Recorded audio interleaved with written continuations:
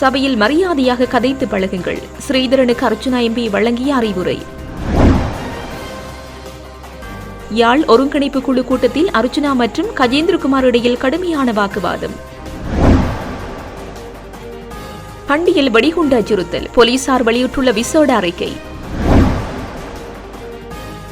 Douglas Devananda சிஐடியினரால் கைது, வெளியான பின்னணி. தையிட்டி விஹாரை காணி உரிமை விவகாரம், அனூர் அரசின் நடவடிக்கை. கொலை மிரட்டல்களால் காவல்துறைக்கு விரைந்த அர்ச்சுனா எம்பி. தமிழரசு கட்சி உறுப்புரிமையிலிருந்து அதிரடியாக நீக்கப்பட்ட உறுப்பினர். யாழ் ஒருங்கிணைப்பு குழு கூட்டத்தில் நாடாளுமன்ற உறுப்பினர் அர்ச்சுனாவிற்கும் ஸ்ரீதரன் எம்பிக்கும் இடையே கடும் வாக்குவாதம் ஏற்பட்டுள்ளது. நாடாளுமன்ற உறுப்பினர் இளங்குமரனை தகாத வார்த்தைகளால் பேச வேண்டாம் என்று ராமநாதன் அர்ச்சுனா எம்பி தெரிவித்துள்ளார். இன்றைய தினம் இடம்பெற்ற யாழ் ஒருங்கிணைப்பு குழு கூட்டத்தில் நாடாளுமன்ற உறுப்பினர் அர்ச்சுனாவிற்கும் ஸ்ரீதரன் எம்பிக்கும் இடையே கடும் வாக்குவாதம் ஏற்பட்டுள்ளது. நாடாளுமன்ற உறுப்பினர் இளங்குமரனை தகாத வார்த்தைகளால் பேச வேண்டாம் என்று ராமநாதன் அர்ச்சுனா எம்பி தெரிவித்துள்ளார். இன்றைய தினம் இடம்பெற்ற யாழ் ஒருங்கிணைப்பு குழு கூட்டத்தில் நாடாளுமன்ற உறுப்பினர் ஸ்ரீதரன் உரையாற்றும் போது இளங்குமரன் குறுக்கிட்டார். அதன்போது ஸ்ரீதரன் எம்பி அவரை தடுத்தார். இடையில் குறுக்கிட்ட அர்ச்சுனா எம்பி இவ்வாறான தகாத வார்த்தைகளால் அவரை பேச வேண்டாம் என்றார். தமிழரசு கட்சியின் தலைவரும் அதன் பிரதேச சபை உறுப்பினர்களும் இப்படித்தான் என்றும் அர்ச்சுனா குறிப்பிட்டார். எல்லாவற்றையும் குழப்புவதுதான் இவர்களது வேலை என்றார். இதனால் இருவருக்கும் இடையே கடும் வாக்குவாதம் ஏற்பட்டது.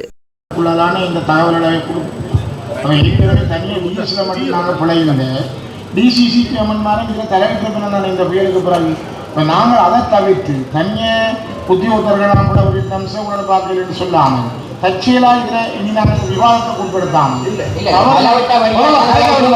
தயவு செய்து கலைக்க விடும். முதலாவது நீங்க இந்த குட்டி நாயர் மாதிரி கலைக்க கொண்டு வரணும். நான் கேட்கிறேன்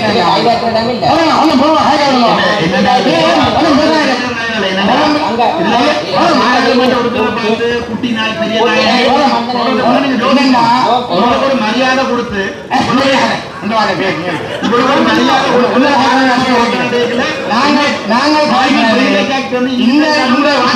தவறு நடந்தது ஒரு பாராளுமன்ற போய் குட்டி நாள் பெரிய நாயக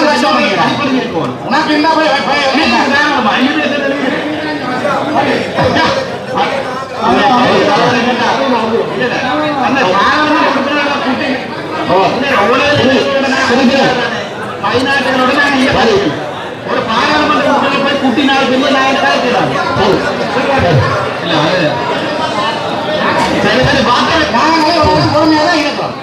இவ்வளவு நேரம் பொறுமையா தான் பார்த்தோம். பொறுமைக்கு ஒரு அளவு இருக்கும். இல்ல ஒரு கொழும்புல கோட் போடுறதுக்கும் வேண்டிய இங்க வேண்டிய அப்படி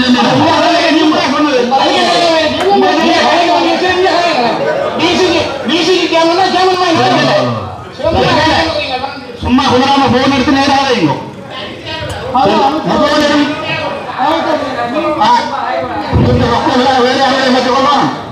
இங்க என்ன ஒரு விஷயத்தை விளங்கிக் கொள்ளும். தலைமையில மாப்பிடி இந்த தமிழக தலைமையில மாப்பிடி கைநாட்டு கேட்கிற சரி இதையும் அப்படி அதே இந்த பிரதேச உறுப்பினரும் அப்படி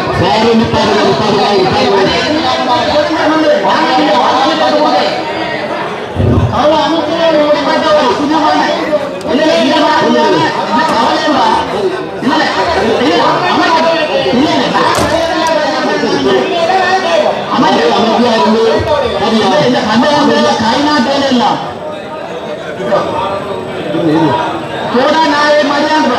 எனக்கா தெரிய வேலையில திரும்ப கேட்கறதுக்கு நான் சொன்னேன். இளங்குமரன் பாராளுமன்ற உறுப்பினரை யாருமே இந்த நாய் அதிகம் கலைக்க சொன்னேன். இதெல்லாம் 10 மணி நேரத்தில் பாராளுமன்ற நேரம் மக்களே வெக்கம் யாருக்கு சொன்னது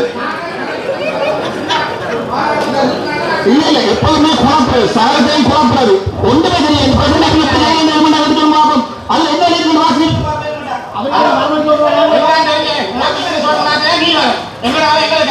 அவனுக்கு கலைக்கிறான் இல்லை. நான் படித்தோம் நான் கைநாட்டு இல்லை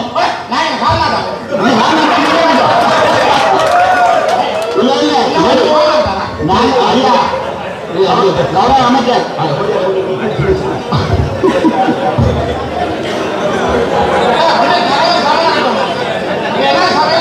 இதெல்லாம்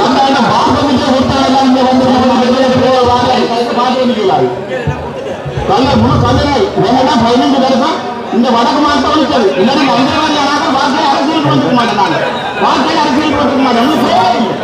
கல்லணை பால் பண்ணிட்டு எடுத்து கொடுக்குறது இந்தியனின் இப்படிப்பட்ட காவல் இந்த சட்டம் மறைஞ்சிருக்கும்.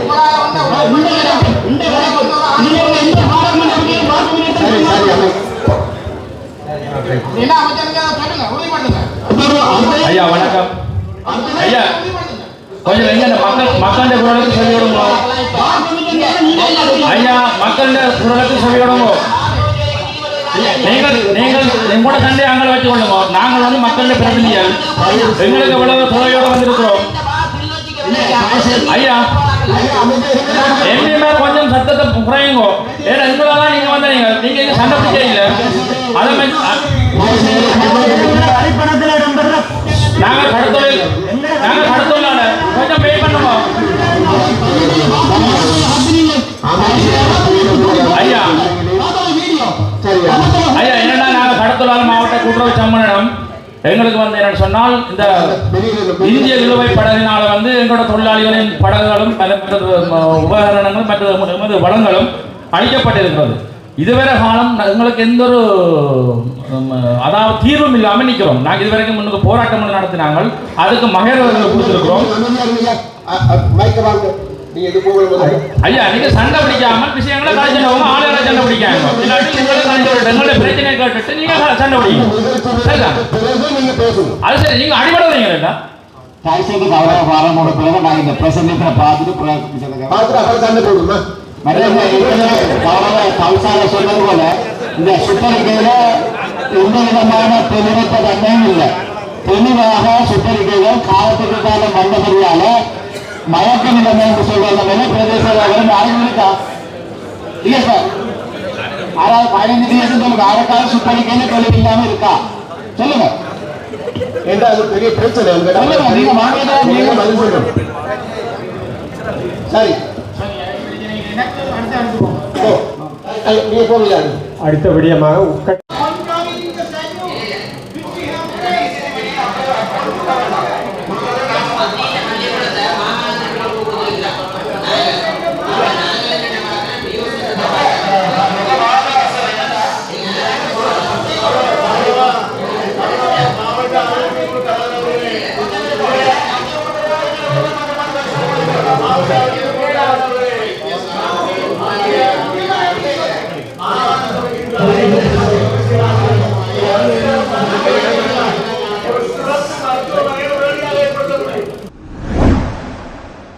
யாழ் ஒருங்கிணைப்பு குழு கூட்டத்தில் நாடாளுமன்ற உறுப்பினர் அர்ச்சுனா மற்றும் நாடாளுமன்ற உறுப்பினர் கஜேந்திரகுமார் பொன்னம்பலம் ஆகியோருக்கு இடையில் கடுமையான வாக்குவாதம் ஏற்பட்டுள்ளது. யாழ் ஒருங்கிணைப்பு குழு கூட்டம் இன்றைய தினம் இடம்பெற்றது. இதன்போது நாடாளுமன்ற உறுப்பினர் கஜேந்திரகுமார் பொன்னம்பலம் புற்றுநோய் வைத்தியசாலை பற்றி கருத்து தெரிவிக்கையில் உரையாற்றும் போது அர்ச்சுனா குறுக்கிட்டார். இதனால் அவர்களிடையே வாக்குவாதம் ஏற்பட்டது. மேலும் வைத்தியர் சத்தியமூர்த்தி பேசும் போதும் நாடாளுமன்ற உறுப்பினர் அர்ச்சுனா குறுக்கிட்டார்.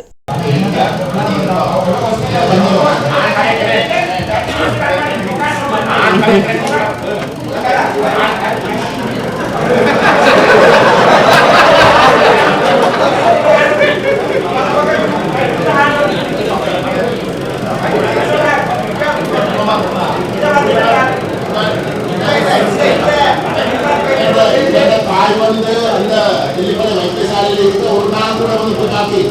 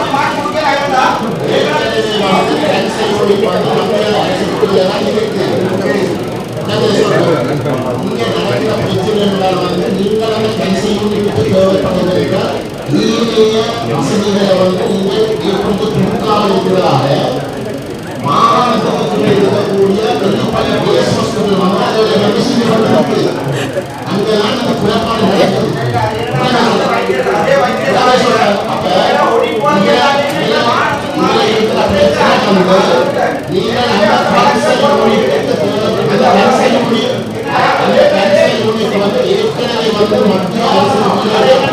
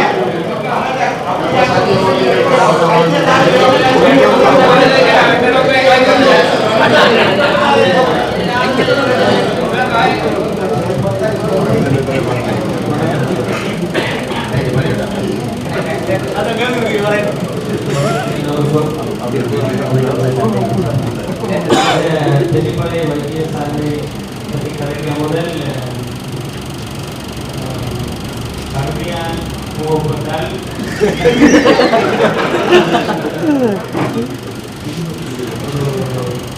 100 நாள் ஆயுள்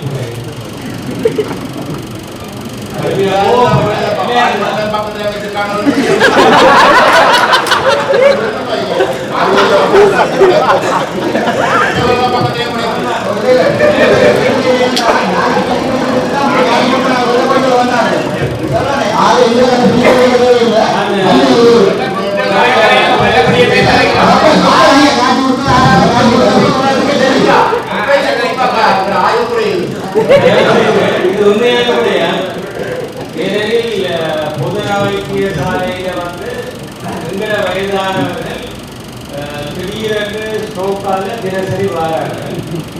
முக்கியமா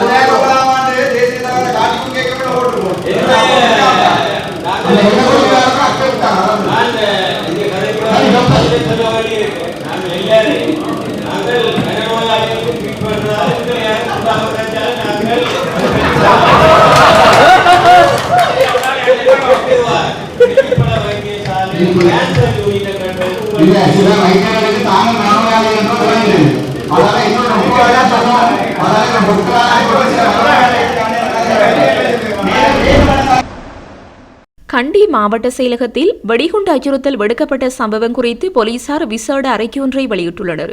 கண்டி மாவட்ட செயலகத்தில் 5 இடங்களில் வெடிகுண்டுகள் மறைத்து வைக்கப்பட்டுள்ளதாக கண்டி மாவட்ட செயலாளரின் உத்தியபூர்வ மின்னஞ்சல் முகவரிக்கு மின்னஞ்சல் ஒன்று வந்துள்ளது. இதனையடுத்து கண்டி போலீஸ் பிரிவிற்கு பொறுப்பான சிரேஷ்ட போலீஸ் அதிகாரிக்கு அறிவிக்கப்பட்ட நிலையில் கண்டி போலீஸ் நிலைய அதிகாரிகள் குழு விரைந்து செயற்பட்டு சோதனை நடவடிக்கையை ஆரம்பித்தனர். இதற்காக போலீஸ் மோப்ப நாய் பிரிவு, போலீஸ் சிறப்பு அதிரடிப்படை, வெடிகுண்டு செயலளிப்பு பிரிவு மற்றும் ராணுவ வெடிகுண்டு செயலளிப்பு பிரிவு ஆகியவை வரவழைக்கப்பட்டு சோதனை நடவடிக்கை மேற்கொள்ளப்பட்டுள்ளன. இருப்பினும் இன்று காலை முதல் முன்னெடுக்கப்பட்ட சோதனை நடவடிக்கையின் போது எந்த வெடிப்பொருட்களும் கண்டுபிடிக்கப்படவில்லை என்று போலீசார் கூறியதுடன் சம்பவம் தொடர்பான தேடல் நடவடிக்கைகள் இன்னும் தொடர்ந்து நடைபெற்று வருவதாகவும் அறிக்கையில் மேலும் குறிப்பிட்டுள்ளனர்.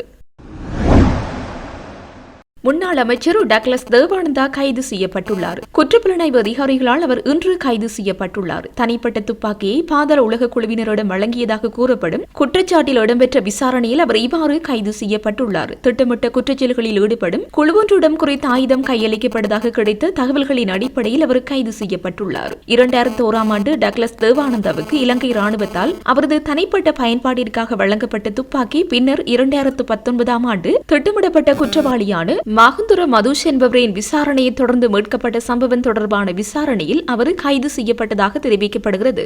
ஆயுதத்தின் தொடர் எண்ணை சரிபார்த்த போது சம்பந்தப்பட்ட துப்பாக்கி தேவானந்தாவுக்கு வழங்கப்பட்டது என்பது தெரியவந்தது. இந்நிலையில் விசாரணையின் போது அந்த மூத்த அரசியல்வாதி அது எவ்வாறு காணாமல் போனது என்பதையும் வெளியிட தவறிவிட்டதாகவும் அதன்படி அவர் சிஐடியால் கைது செய்யப்பட்டார் என்றும் தெரிவிக்கப்படுகிறது. இந்த சம்பவம் தொடர்பான மேலதிக விசாரணைகள் தொடர்ந்து முன்னெடுக்கப்பட்டு வருகின்றன.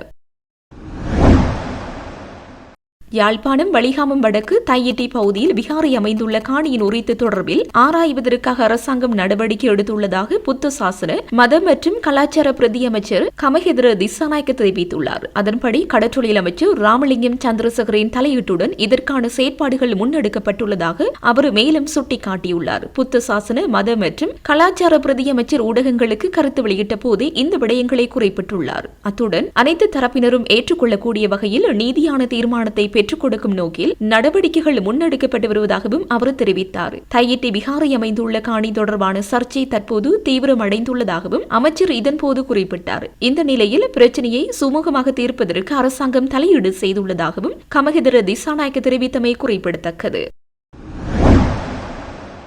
நாடாளுமன்ற உறுப்பினர் அர்ச்சுனாவுக்கு கையடக்கு தொலைபேசிகளில் கொலை மிரட்டல் விடுக்கப்பட்டுள்ளதாக தெல்லிப்பளை காவல்துறையில் முறைப்பாடு அளிக்கப்பட்டுள்ளது. வலிகாமம் பிரதேச சபை உறுப்பினர்கள் 4 உட்பட பலர் சேர்ந்து குறித்த கொலை மிரட்டலை விடுத்துள்ளதாக முறைப்பாட்டில் தெரிவிக்கப்பட்டுள்ளது. இந்த நிலையில் மல்லாக முகவரியில் உள்ள நாடாளுமன்ற உறுப்பினர் அர்ச்சுனாவின் கட்சி அலுவலகத்திற்கும் காவல்துறை பாதுகாப்பு வழங்கப்பட்டுள்ளதாக கூறப்படுகிறது. அதன்படி நேற்று முன்தினம் 119 அழைப்பின் மூலம் நாடாளுமன்ற உறுப்பினருக்கு 2 தொலைபேசி எண்களிலிருந்து கொலை மிரட்டல் வந்ததாக தெல்லிப்பளை காவல்துறை பொறுப்பதிகாரிக்கு தகவல் அளிக்கப்பட்டுள்ளது. இவ்வாறானதொரு பின்னணியில் நாடாளுமன்ற உறுப்பினர் அர்ச்சுனா அடையாளம் தெரியாத 2 நபர்களிடமிருந்து தனக்கு கொலை மிரட்டல் விடுக்கப்பட்டதாகவும் வலிகாமம் தெற்கு பிரதேச சபையின் 4 உறுப்பினர்களின் பெயர்கள் மற்றும் விவரங்களையும் அளித்ததாக காவல்துறையினர் தெரிவித்துள்ளனர்.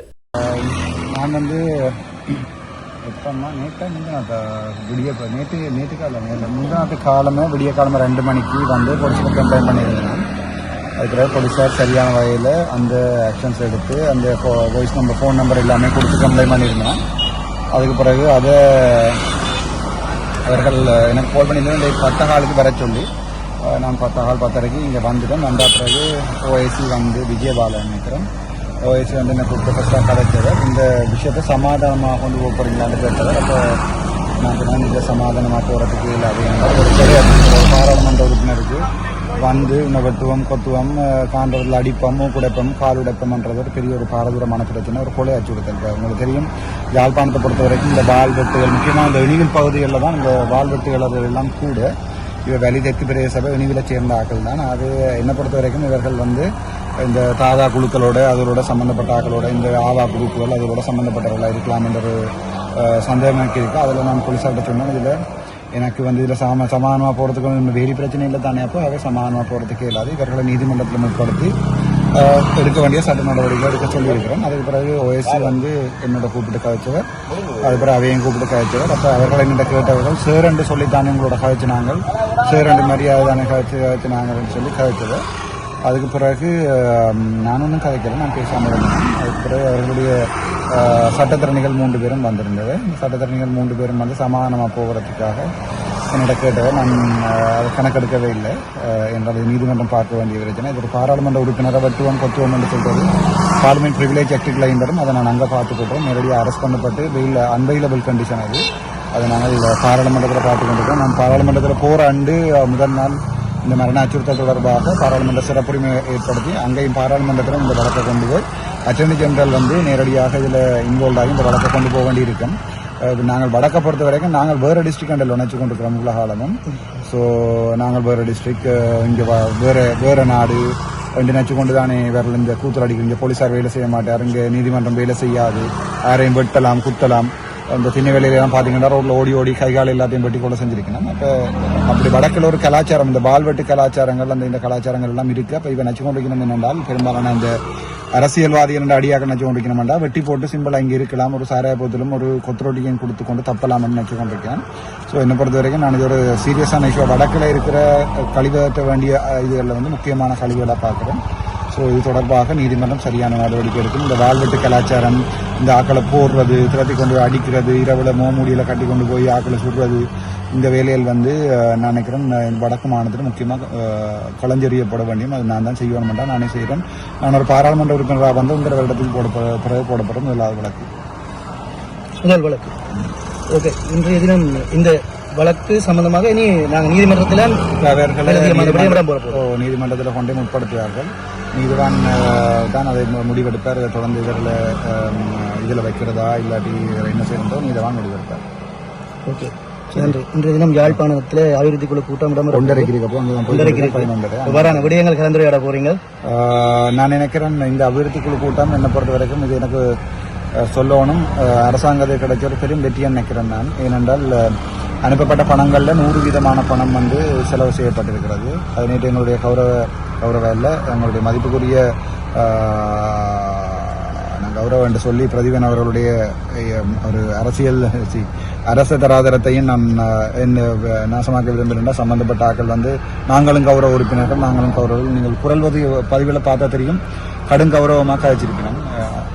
அப்படி கடும் கௌரவம் கொடுக்கக்கூடிய வலிதெற்கு பிரதேச உறுப்பினர்களையும் நான் ஒரு அரச உத்தியோகத்தரையும் சமமாக பார்க்க விரும்பல, அதை கௌரவம் என்று சொல்ல விரும்பல. அரசாங்க அதிபர் நேற்றைய தினம் என்னோட கதைச்சிருந்தார். உங்களுக்கு தெரியும், நானும் அரசாங்க அதிபரும் நேரடியாக பல தடவை குற்றச்சாட்டு இருக்கிறவர். ஆனால் நேற்று என்னோட தொலைபேசியில் கதைச்சிருந்தார். அவர் சொல்றதுக்கு முன்னமே நான் அந்த சூரியன் எஃப்எம்ல நியூஸ் பார்த்தேன்னா வடக்கு மாகாணம் வந்து அனுப்பின பணங்களில் பெருமளவான பணங்களை பாவிச்சிருக்கிறது என்றது. சின்ன சின்ன கேப்புகள் வரலாம், ஆனால் முக்கியமாக யாழ்ப்பாணம் மாவட்டம் வந்து எல்லா டிஸ்ட்ரிக்ட்லையும் முன்னிலைப்படுத்தப்பட்டு நிற்கிறது. முக்கியமாக பாராளுமன்ற உறுப்பினர்களுக்கு அனுப்பப்பட்ட பணம் முழுமையாக செலவழிக்கப்பட்டிருக்கிறது. சரியான சந்தோஷம். ஸோ நீங்கள் அந்த சண்டலிப்பா டிஎஸ் மீட்டிங்கையும் பார்த்துருப்பீங்க. நான் பவானந்த ராஜாவோட எப்படி அந்த மீட்டிங்கும் சப்போர்ட் பண்ணாண்டு. என்னை பொறுத்த வரைக்கும் அரசாங்கத்தை குழப்பி அரசியல் செய்கிற இல்லை அரசாங்கத்தை ப்ரெஷர் பண்ணி அரசியல் செய்கிறதா அரசியல். இப்போ அனுர அரசாங்கத்துக்கு வந்து நான் ஒரு தலையடி ஏனென்றால் இவன் எங்கேன்னு பாவி எங்கேயாவது வந்து கொடுக்காவிட்டா குளருவான், மானத்தை வேண்டுவான், எங்கள்கிட்ட ஓட்டை குறைப்பான்ன்றதுக்காண்டியே 4 பாராளுமன்ற உறுப்பினர்களும் சரியாக விலை கொண்டிருக்கிறார்கள். அதுதான் எங்களுக்கு வேணும். மற்றபடி போய் குழப்புறது, சபையில் மேசையில் அடிக்கிறது, பாராளுமன்ற உறுப்பினர்களுடைய நேம் போட்டு எல்லாத்தையும் எடுத்து காலால் உடைச்சி போட்டு வாரது, அந்த மாதிரியான கேவலமான தமிழ் வெள்ளவட்டி அரசியல்வாதிகள் மாதிரி செய்ய நான் விரும்பல. எந்த கட்சியில் இன்றைக்காத ஒரு நாளைக்கு இப்படி ஒரு நபர் இப்படி தொலைபேசியில் கேவலமாக்காச்சு இப்படி பிரச்சனை வருதுன்னு எனக்கு யாராவது இன்ஃபார்ம் பண்ணப்பட்டு என்னுடைய கட்சி உறுப்பினராக இருந்தால் அவருக்கு வழக்கு போடுறது நான் தான் இருக்கும். என்னடா கட்சியில் வந்து அதை ஜாயின் பண்ணிக்கல அபிடவிட் சைன் பண்ணி தான் லோயரை கொண்டு அபிடவிட் சைன் பண்ணி தான் பரிணாம் கட்சியினுடைய பேரையோ கட்சியினுடைய உறுப்பினர்களுடைய பேரையோ அவமானப்படுத்துற மாதிரி கேவலமாக நடந்து கொண்டா கட்சியே நடவடிக்கை எடுக்கும் வந்து. ஆனால் நாணமரியாதை உள்ள கட்சியில தானே தமிழரசு கட்சியோ இந்த சைக்கிளோ இந்த சங்கோ ஏற்கனவே ஒட்டுக்குழுக்கள் ஆக்களை கொலை செஞ்சாக்கள் இந்த மண்ணுக்குள்ள புதைச்சாக்களுக்கு வந்து மானமரியாதை எதிர்பார்க்கல. அது இந்த மாதிரியான நான் நினைக்கல. அதுல 1-2 பாராளுமன்ற 1-2 பிரதேச உறுப்பினர்கள் எழுதியிருக்கிறார்கள். ராமநாதனுடைய வார்த்தை பிரியவும் பிள்ளைன்னா அந்த 2 பொம்பளை பிள்ளைகளை வந்து நான் பேசினானாம். நான் அதில் வடிவெடுத்து தரேன். அம்மாண்டு தான் கதைக்கிறேன். எனக்கு எல்லாரும் அம்மா தான். ஆனால் இந்த சில கழுசடைகளையும் அம்மாண்டு கதைக்க வேண்டிய தேவை ஒன்று வந்திருக்கிறது. நான் அன்றைக்கு பார்த்தேன்னா மேனிப்பா மீட்டிங்ல முதல் விடிய வந்து எப்படி குளரை சண்டை பிடிச்சு பிரச்சனைப்பட்டேன். நாங்களும் பிரதேச உறுப்பினர் என்று வந்திருந்து கொண்டு குளறி இந்த மாதிரியான கேவலமான வேலை செய்ய விட்டு அரசாங்கம் சப்போர்ட் பண்ண விட நான் ஒன்றும் கேட்கல. அரசாங்கத்தினுடைய நடவடிக்கைகளை சப்போர்ட் பண்ண சொல்லி இந்த பிரஜாசக்தி போன்ற விஷயங்கள் தான் உண்மையாகவே தேவையில்லாத ஆணிகள். ஆனால் அரசாங்கம் மேக்சிமம் செலவழிக்கிறத நாங்கள் விரும்பணும். அதாவது வடக்கு மாநிலத்துக்கு செலவழிச்சு இந்த ரோட் அந்த உங்களுக்கு தெரியும் வடக்கு மாநிலத்தில் அந்த அந்த இண்டோர் ஸ்டேடியம் கிரிக்கெட் கிரவுண்ட் அதெல்லாம் அப்படியே இவங்க குழப்பி நாசமாகுது. 2014 ஆண்டு மானச வரைக்கும் குழப்பின அதே வெள்ளவட்டி அரசியல்வாதம். இந்த ஒட்டுக்குழுக்களை இன்றைக்கு சனம் வெளியில அனுப்புதோ அன்றைக்கு தான் என்னை பொறுத்த வரைக்கும் ஒரு இது வரும். இதுக்கு மேல எனக்கு சொல்றதுக்கு ஒன்றும் இல்லை. ஆனால் சனம் சற்று சிந்திக்கணும். இப்படி அந்த வசனங்களை பார்த்தீங்களா 100%. ஸோ அதையுமே இப்போ சொல்லிச்சு நான் எடிட் பண்ணி போட்டிருக்கேன். முழு ரெக்கார்டிங்கும் போடல என்றால் படுகு விளமா இருக்காது. அதனாலதான் தங்கண்ட அம்மா மேற அப்பா மேற எல்லாம் பேசியிருக்கணும் படுகு விளமா. ஸோ அதை நான் திருப்பவும் கேட்கிறேன், உங்களோட அம்மாவை ஏடா பேசுறேன்டோ எங்கட அம்மான்னு சொல்லி தூசணத்தால பேசுறாரு. ஸோ அதுக்கு நான் ஒன்றும் செய்யலாது. தெல்லிப்பளை போலீஸ் நிலையத்தில் பாராளுமன்ற உறுப்பினர் அர்ச்சுனா அவர்கள் கொடுத்த புகாரின் அடிப்படையில் போலீசார் எங்களை இங்கே அழைத்திருந்தார்கள். குறித்த முறைப்பாடு தொடர்பில் குறித்த உறுப்பினர்களிடம் வாக்குமூலம் பெறப்பட்டிருக்கிறது. நீதிமன்றத்திலே வழக்கு பாரப்படுத்தப்படுவதாக போலீசாரால் தெரிவிக்கப்பட்டிருக்கிறது. சமூக வலைத்தளங்களிலே உலாவுகின்ற செய்திகள் போல நாங்கள் வெறும் கைது செய்யப்படவில்லை, வாக்குமூலம் கொடுப்பதற்காகவே இங்கு வந்திருக்கின்றோம். வாக்குமூலம் கொடுத்துவிட்டு போலீஸ் நிலையத்தை விட்டு வெளியேறுகின்றோம். எந்த ஒரு வழக்கையும் எதிர்கொள்வதற்கு எங்களுடைய சட்டத்தரணிகள் குழாம் தயாராக இருக்கிறது. நீதிமன்றத்திலே நாங்கள் அவரை சந்திப்பதற்கும் தயாராக இருக்கிறோம். கிராமம் தெற்கு பிரதேச சபையினுடைய பாரியளவிலான அபிவிருத்தியை பொறுத்து கொள்ள முடியாத சக்திகள் இப்படியான கீழ்த்தரமான வேலைகளை செய்து கொண்டிருக்கிறார்கள். இவை எல்லாவற்றுக்கும் ஒரு முடிவு வெகு விரைவில் கட்டப்படும் என்பதை எச்சரிக்கையுடன் தெரிவித்துக் கொள்ள விரும்புகிறேன். கரைதுறை பெற்று பிரதேச சபை உறுப்பினராக தெரிவு செய்யப்பட்டு நியமிக்கப்பட்டிருந்த சின்னராசா லோகேஸ்வரன் என்பவரை கட்சி உறுப்பினரிலிருந்து நீக்குவதாக தமிழரசு கட்சி அறிவித்துள்ளது. இது தொடர்பான கடிதமானது அக்கட்சியின் பொதுச் செயலாளரான MA சுமந்திரனால் சம்பந்தப்பட்ட மாவட்ட செயலகத்தின் தெரிவாட்சி அலுவலகருக்கு அனுப்பி வைக்கப்பட்டுள்ளது. குறித்த கடிதத்தில் கட்சி உறுப்பினரிலிருந்து நீக்கப்படுவதனால் வரிதாக்கப்படும் உறுப்பினர் வெற்றிடத்தை நிரப்புவதற்கான நடவடிக்கையை மேற்கொள்ளுமாறு கோரிக்கை விடுக்கப்பட்டுள்ளது. முல்லைத்தீவு கரைதுறை பெற்ற பிரதேச சபையின் பாதீட்டுக்கு எதிராக தமிழரசு கட்சியினர் எதிராக வாக்களிப்பதற்கு தீர்மானித்திருந்த நிலையில் லோகேஸ்வரன் ஆதரவாக வாக்களித்ததை அடுத்து இந்த நீக்கம் மேற்கொள்ளப்பட்டிருப்பதாக கூறப்படுகிறது. வாக்கெடுப்பின் போது குறித்த பாதீடு தேசிய மக்கள் சக்தியின் ஆளுகையில் தயாரிக்கப்பட்டது என விமர்சனங்கள் வலுத்திருந்ததாக கூறப்பட்டிருந்தது.